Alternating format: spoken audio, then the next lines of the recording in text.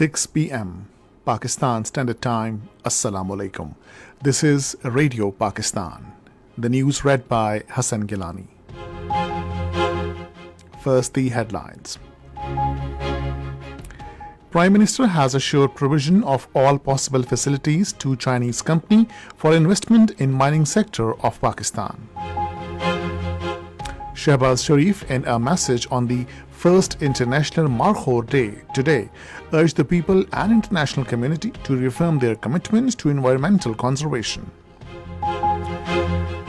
Planning Minister says China-Pakistan Economic Corridor will enhance cooperation between the two countries in diverse fields, including agriculture and industry.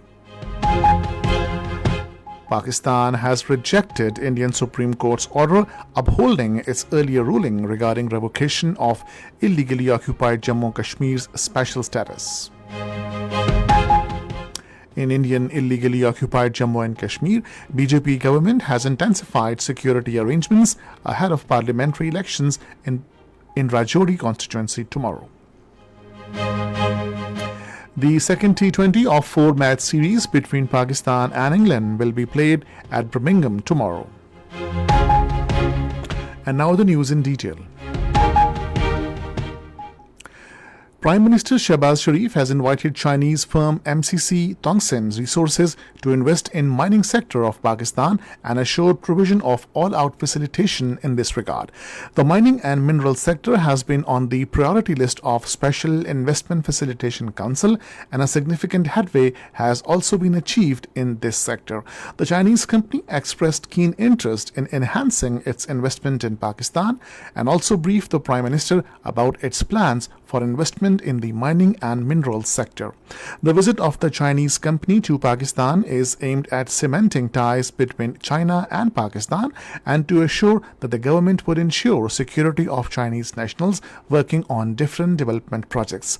China has so far made investment of more than $65 billion in energy and infrastructure projects in Pakistan under China-Pakistan Economic Corridor. Prime Minister Mohammad Shehbaz Sharif has urged all Pakistanis and the international community to reaffirm their commitment to environmental conservation. In his message on the first International Markhor Day being observed today, he said the Markhor represents our resolve to preserve biodiversity and maintain ecological balance. The Prime Minister said this day, proclaimed by the UN General Assembly, acknowledges Pakistan's efforts and successes in wildlife conservation. Federal Minister for Planning and Development Ahsan Iqbal has said China-Pakistan Economic Corridor will enhance cooperation between the two countries in diverse fields, including agriculture, industry, information technology, and science. He was addressing the 13th Joint Coordination Committee of China-Pakistan Economic Corridor in Islamabad today. The minister said CPEC has become a transformative force in the region as the flagship project of Belt and Road Initiative, especially for Pakistan. Vice Chairman, National Development and Reforms Commission Lee Chun-lin jointly chaired the meeting, praised the Planning Minister for his deep commitment to CPEC. The Planning Minister said Chinese and Pakistani authorities will hold detailed discussions to address challenges regarding CPEC. He said work is underway on several projects in different sectors, including energy, education, and environment, under the second phase of CPEC. Ahsan Iqbal said Gwadar Port is being built on modern lines, while ML1 project will be completed in 2 phases.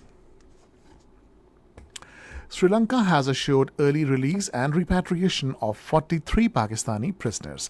The assurance was given by Sri Lanka's High Commissioner, Admiral Retired Rabindra Chandra, at a meeting with the Interior Minister Mohsen Naqvi in Islamabad today. During the meeting, the Sri Lankan High Commissioner assured all possible cooperation in this regard. Interior Minister Mohsen Naqvi thanked the Sri Lankan High Commissioner for his support for the repatriation of prisoners. Minister for Information and Broadcasting Ataullah Tarar has said $10 billion investment package announced by the United Arab Emirates reflects confidence of world leaders in government's efforts to revamp economy. Addressing a news conference in Islamabad today, he said securing an investment package from the United Arab Emirates is a great victory of the government and the Special Investment Facilitation Council on the diplomatic front. The Information Minister said Prime Minister Shehbaz Sharif, SIFC, and Army Chief General Syed Asim Munir saved the country from default through joint, tireless efforts. This is Radio Pakistan. Pakistan has rejected order of the Indian Supreme Court upholding its earlier ruling that had endorsed the Indian government's unilateral decisions of revoking the special status of Jammu and Kashmir. At her weekly news briefing in Islamabad today, Foreign Office spokesperson Mumtaz Zahra Baloch said, Pakistan rejects the fresh order of the Indian Supreme Court just as we had rejected the earlier order of December 11, 2023. The spokesperson said Indian Supreme Court judgments cannot distract the international community's attention from the gross and systematic human rights violations in Indian illegally occupied Jammu and Kashmir. She said the Kashmiris have an inalienable right to self-determination as enshrined in the UN Security Council's resolutions. The spokesperson said India has no right to make unilateral decisions on the status of disputed territory against the will of the parties in the dispute, Kashmiris and Pakistan. The BJP-led Indian government has imposed stringent measures in the name of security in Islamabad, Kulgam, Shopia, Rajouri and Poonch districts of Indian illegally occupied Jammu and Kashmir ahead of another round of sham parliamentary elections. According to Kashmir Media Service, the Islamabad-Rajouri parliamentary constituency tomorrow. The Modi regime has turned the election in the constituency into a military operation, deploying additional forces personnel and enhancing surveillance. The constituency looks like a war zone with the Indian Army troops and Special Operations Group of police in all districts. Meanwhile, the occupation authorities once again disallowed senior APHC leader Mirwais Umar Farooq from attending Friday prayers at Jamia Masjid in Srinagar today. Anjuman-e-Awqaf Jamia Masjid in a statement in Srinagar said that it was the fourth consecutive Friday that Mirwais had been prevented from conducting prayers at the historic mosque. People's Democratic Party Chief Mehbooba Mufti, addressing media in South Kashmir's Bijbehra, underscored the need to raise forceful voice against New Delhi's actions since August 5, 2019, aimed at disempowering the Kashmiri people. At the United Nations, Pakistan has reaffirmed its steadfast support to the Organization of Islamic Cooperation for Unity, Sovereignty and Territorial Integrity of Bosnia and Herzegovina. In a statement, Pakistan's permanent representative to the United Nations, Munir Akram, emphasized the importance of upholding international borders and fostering Bosnia's multi-ethnic and multicultural identity. He stressed that the international community must act swiftly against early signs of ethnic or religious targeting to prevent such tragedies.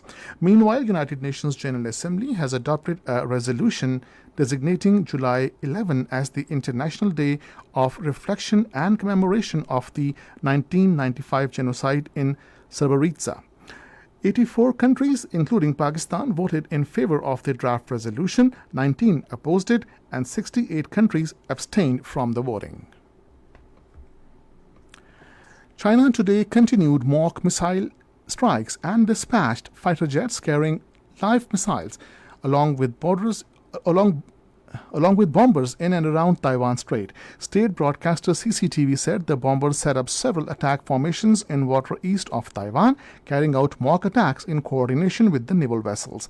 The Eastern Theater Command of People's Liberation Army said the exercises, dubbed Joint Sword 2024A, were to test the ability to jointly seize power, launch joint attacks, and occupy key areas.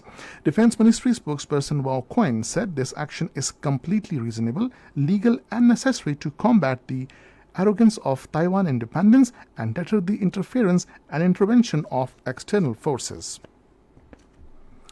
10 Palestinians have been martyred and several others injured in an Israeli airstrike on a residential apartment in Gaza City.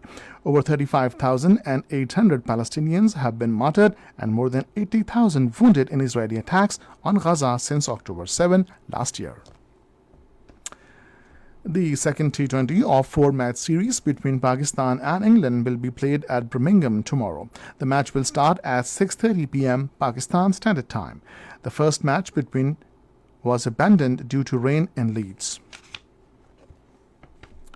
And finally, the weather.